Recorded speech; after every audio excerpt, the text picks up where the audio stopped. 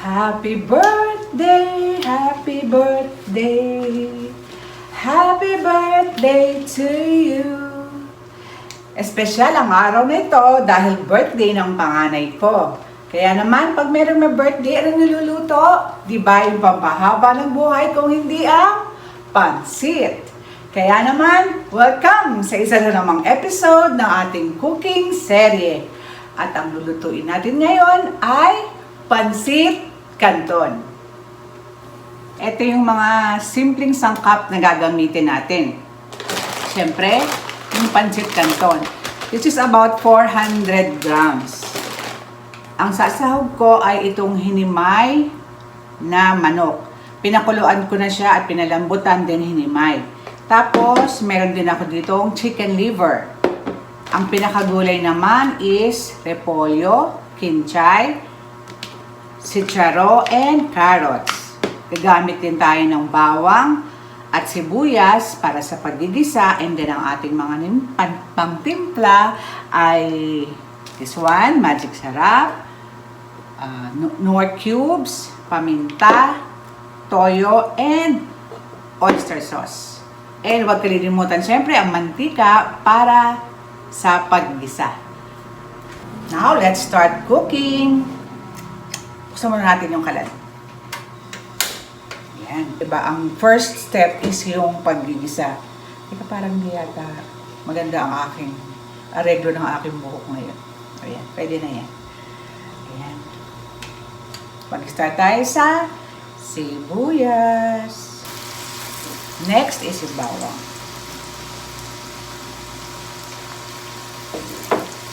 There you go. Sunod ko nilalagay is yung chicken liver. Since yung ating manok is na-boiled na, luto na, unahin ko muna to chicken liver. Kasi this one we have to cook pa. Ayan. Then natin kung pwede na yung chicken liver. Konti na lang. Hindi kasi ako nakapag-zumba today. Kaya medyo hinahanap ng katawan ko. Ito na lang habang nagluluto. Yan, tignan natin kung luto na yung atay. Grapevine. Tignan natin kung luto na. Ayan, perfect. Luto na talaga. Next, lalagay na natin yung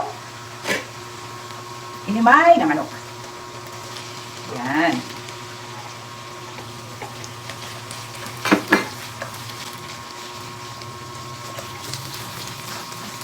Haluin. And then, lalagyan ko na siya ng oyster sauce. Ayan, oyster sauce. Ayan, konti lang.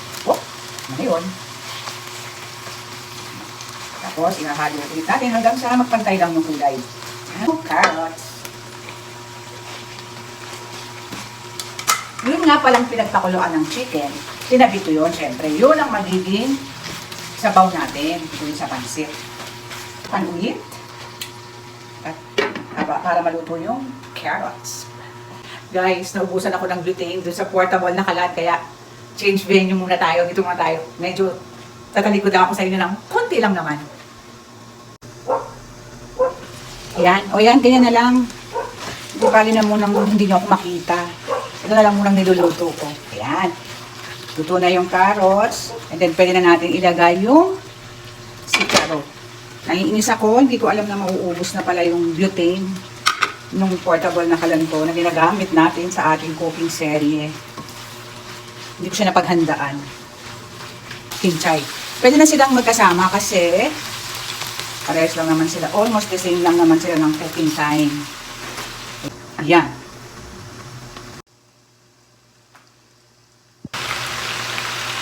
Ayan na. Pwede na natin ngayon itong haluin.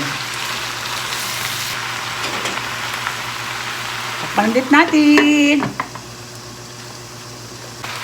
Ayan, luto na ang ating sahog sa ating pansit. Ngayon, isa-set aside naman natin ito para kumuha tayo ng mas malaking kawali. Ito na yung malaking kawali at yung takip. Doon tayo magluluto. Hello. Lalagay lang natin dito yung sabaw. Ayan. Oyster sauce. Ayan.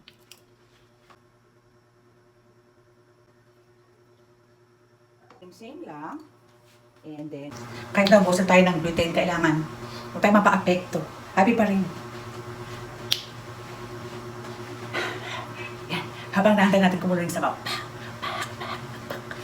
Malapit ng kumulo, kaya ihanda ko na yung pancit canton. Wait. Ilagay ngayon yung ating pancit canton. Hindi ko na siya pinuputol-putol kasi for long life na, di ba? Charot. Parang ang dami-dami na. Pero pag naluto siya, konti lang. Luto na ang ating pancit canton. Yan. Di ba pag nagsaserve tayo ng pancit, naglalagay pa tayo ng toppings na sahog sa ibabaw, di ba? Ayan. Ayan na guys, ang ating pancit canton. Let's eat! Ayan!